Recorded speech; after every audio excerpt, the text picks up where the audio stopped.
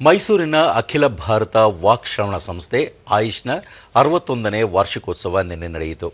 ಪಾರ್ಶ್ವವಾಯು, ಮೆದುಳಿನ ಗಾಯ, ಮೆದುಳು ಹಾಗೂ ನರವೈಜ್ಞಾನಿಕ ಕ್ಯಾನ್ಸರ್, ಡಿಮೆನ್ಷಿಯಾ ಸೇರಿದಂತೆ ವಿವಿಧ ನರವೈಜ್ಞಾನಿಕ ಹಾಗೂ ನರಕ್ಷಯಕಾರಿ ಕಾಯಿಲೆಗಳಿಂದ ಬಳಲುತ್ತಿರುವವರ ಕಾರ್ಯಕ್ಷಮತೆ, ಸ್ವಾವಲಂಬನೆ ಮತ್ತು ಜೀವನ ಮಟ್ಟವನ್ನು ಸುಧಾರಿಸುವ ಉದ್ದೇಶದಿಂದ ಅತ್ಯಾಧುನಿಕ ತಂತ್ರಜ್ಞಾನದ ನೆರವಿನಿಂದ ಆರಂಭವಾಗಿರುವ ಪುನರ್ಜೀವನ ನ್ಯೂರೋ ರಿಹ್ಯಾಬಿಲಿಟೇಷನ್ ಘಟಕವನ್ನು ರಾಜವಂಶಸ್ಥೆ ತ್ರಿಷಿಕಾ ಕುಮಾರಿ ಒಡೆಯರ್ ಲೋಕಾರ್ಪಣೆ ಮಾಡಿದರು. ಸಂಸ್ಥೆಯ ಎಲ್ಲ ವಿಭಾಗಗಳಿಗೆ ಭೇಟಿ ನೀಡಿ ಅಧಿಕಾರಿಗಳು ಮತ್ತು ರೋಗಿಗಳಿಂದ ಮಾಹಿತಿ ಪಡೆದುಕೊಂಡರು.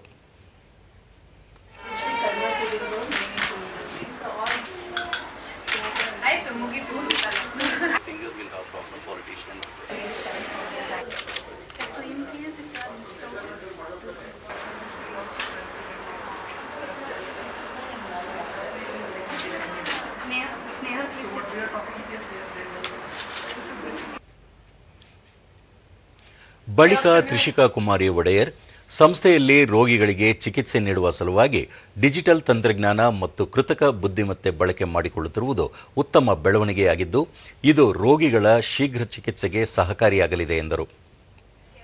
And from all the wonderful doctors, I'd like to hear your opinion on how your department is going and where it's headed, and some interesting, maybe innovative ideas that you're looking to infuse with this presently. So I'd like to hear from anyone who would want to participate.